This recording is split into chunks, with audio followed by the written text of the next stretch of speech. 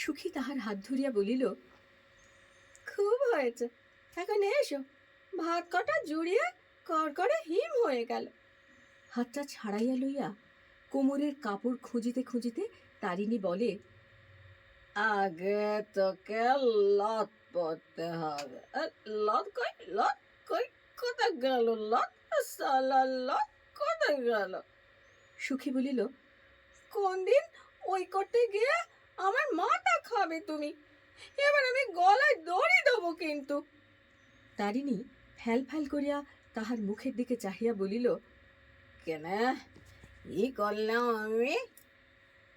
সুখী দৃষ্টিতে তাহাকে তিরস্কার করিয়া বলিল, এই পাতার বান, আর তুমি?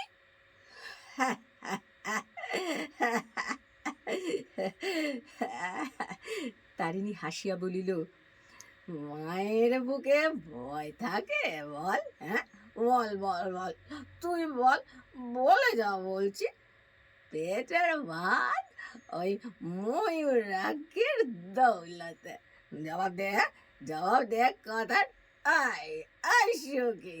সুখী তাহার সহিত আর বাক্য ব্যয় না করিয়া ভাত বাড়িতে চলিয়া গেল। কোন গল্প?